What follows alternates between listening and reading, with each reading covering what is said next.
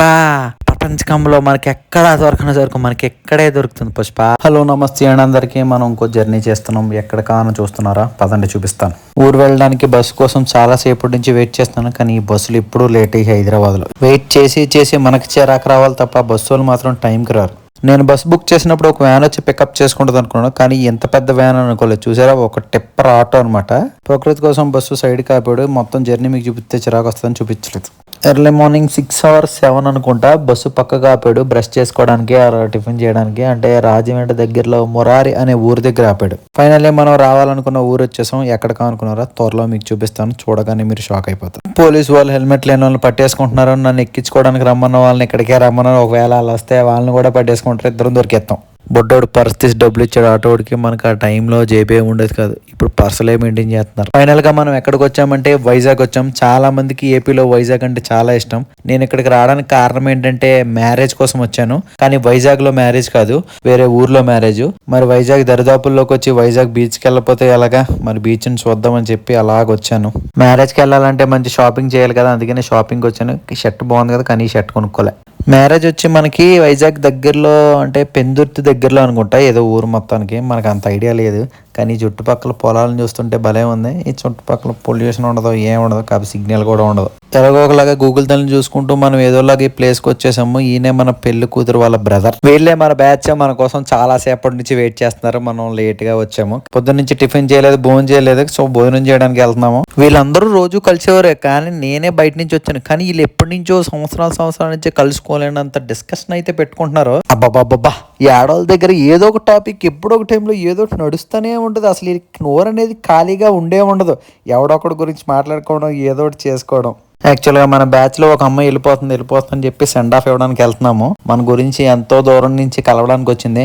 అంటే నా గురించి కాదనుకో, మిగిలిన వాళ్ళు కలవడానికి వచ్చింది. అందరూ కలుస్తున్నారు కదా అని చెప్పి.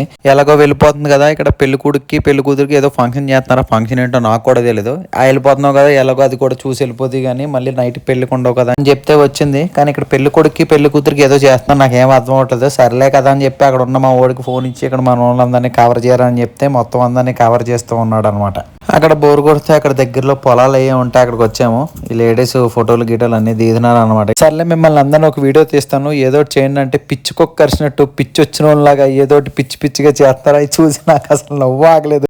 ఏం చేయాలో తెలియట్లేదు. చూసారు, అసలు పిచ్చి వచ్చిన వాళ్ళ బిహేవ్ చేస్తున్నారు. మన మ్యారేజ్ టైం వచ్చేసింది. నేను షాపింగ్ చేసి తీసుకున్న షర్ట్ ఇదే. ప్రీవియస్ గా చూపించిన షర్ట్ తీసుకోలేదు, కానీ ఈ షర్ట్ కూడా బాగుంది. స్టార్టింగ్ కొట్టారు, అదరగొట్టారు, కానీ కలర్ఫుల్ గా చాలా బాగుంది. అంటే మనం పల్లెటూరులో పెళ్లిళ్ళు అంటే మనం ఏదో ఎక్స్పెక్ట్ చేయము, కానీ మనం అనుకున్న దానికన్నా చాలా బాగా చేశారు ఇక్కడ. అయ్య బాబా, ఎంతమందిని చూసేసరికి నాకు కళ్ళు తిరిగిపోయినాయి. ఎందుకంటే అప్పటికే చాలా టైం అయిపోయింది. భోజనాల దగ్గర మనకు ప్లేట్లు దొరుకుతాయో దొరకవని చాలా టెన్షన్ గా ఉన్నాం. వీళ్ళే మన మ్యారేజ్ కపుల్స్. నేను రెడీ అయ్యి వచ్చే లోపల మన వాళ్ళందరూ ముచ్చట్లు పెడేస్తున్నారు. వీళ్ళు కూడా మన బ్యాచ్ అనమాట. వీళ్ళందరూ కూడా తినేస్తున్నారు. అప్పుడే వీళ్ళు కూడా మధ్యలో దూరిపోయి ప్లేట్స్ తెచ్చుకుని తినేస్తున్నారు. బాబు ఉండండిరా నా కోసం అంటే ఎవడం ఉండలేదు. చూసారా, స్టైల్స్ మాత్రం ఎవరికి దక్కులేదు. ఎవడగాడు స్టైలింగ్ ఇచ్చేయడమే. వీడియో తెస్తుంటే అందరి దగ్గరికి వచ్చి వీడియోకి చూసారా స్మైలింగ్ అలాగే ఇచ్చేస్తున్నారు. అసలు తగ్గట్లేదు. ఎవడకాడు పర్ఫార్మెన్స్ మామూలుగా ఇవ్వట్లేదు. నాకు తెలిసి ఆల్మోస్ట్ ఈ పెళ్ళిలో అన్ని కవర్ చేసింది నేనే అనమాట. చూసారా, వీళ్ళు ఫ్యామిలీ ఫోటోలు అన్ని కూడా నేనే కవర్ చేశాను. నా మండపం లాస్ట్ కి మన బ్యాచ్ పైకి ఎక్కేసాం ఫోటో దిగడానికి. చూసారా, దండుపాలెం బ్యాచ్ లాగా ఉంది కదా. అసలు స్టేజే సరిపోవట్లేదు. ఫోటోగ్రాఫర్ అసలు బాబు అటు జరగండి అంటే అసలు ఎవడ వినట్లేదు. నేను ఎక్కడే ఉంటాను అక్కడే ఉంటాను, అసలు మాట వినట్లేదు ఎవడని.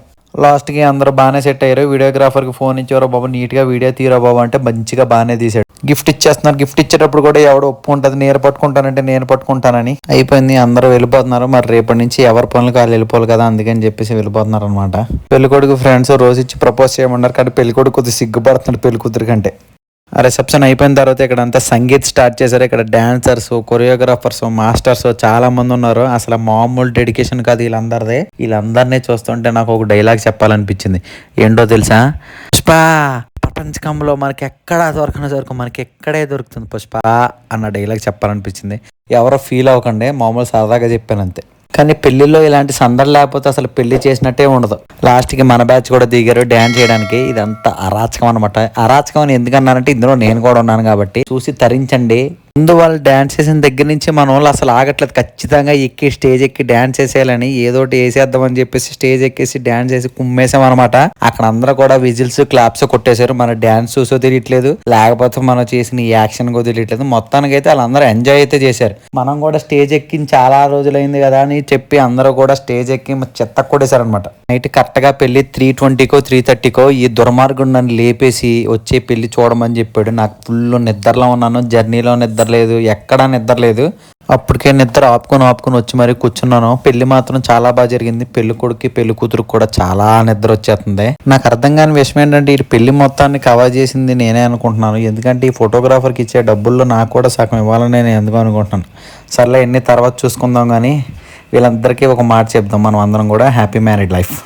పెళ్ళి అయిపోయిన తర్వాత మన బ్యాచ్ అందరూ కలిసి వైజాగ్ వచ్చాము. ముందు నేను ఒక్కడనే వచ్చాను కదా, వీళ్ళు కూడా బీచ్కి వెళ్దాం అంటే వచ్చాము. కానీ వైజాగ్లో ఏదో ప్లాన్ చేద్దాం అనుకున్నారు. ఏం ప్లాన్ చేయాలా అని అలా కూర్చొని ఆలోచిస్తున్నాము. లాస్ట్కి ఏమీ ప్లాన్ చేయకుండా తినేటి పార్క్ దగ్గరికి వచ్చి రాత్రి నిద్ర లేకపోతే ఇక్కడికి వచ్చి పడుకున్నాం అనమాట. అందరూ కలిసి డిస్కస్ అయిపోయాము. లాస్ట్ మనం వైజాగ్ నుంచి వెళ్లే ముందు వైజాగ్ బీచ్ని కూడా ఒక వీడియో తీద్దామని చెప్పి అలా వెళ్తుంటే వీడియో తీస్తున్నాను. పెళ్లి నుంచి వచ్చిన తర్వాత చాలా హ్యాపీగా ఫీల్ అయ్యాను. ఎందుకంటే ఫ్రెండ్స్ అందరినీ కలుసుకున్నాను, చాలా ముచ్చట్లు పెట్టుకున్నాము. ఆ రోజు అలా చేసేవాళ్ళం, ఈ రోజు ఎలా చేసుకున్నాం అని చాలా ముచ్చట్లు పెట్టుకున్నాము. ఎవరైనా ఫ్రెండ్ పెళ్లికి పిలిస్తే ఖచ్చితంగా వెళ్ళడం మాత్రం మర్చిపోకండి, ఎందుకంటే ఆ మెమరీస్ మీరు ఖచ్చితంగా మిస్ అయిపోతారు. అందుకే లాస్ట్కి నేను ఎవరి తరపునో చెప్పలే కదా, పెళ్లి కూతురు వాళ్ళ అన్నయ్య తరపు. ఇంతటితో ఈ వీడియో అయిపోయింది. తర్వాత మరి మంచి వీడియోతో మళ్ళీ మీ ముందుకు వస్తారు. సరే ఉంటాను మరి, బాయ్ బాయ్.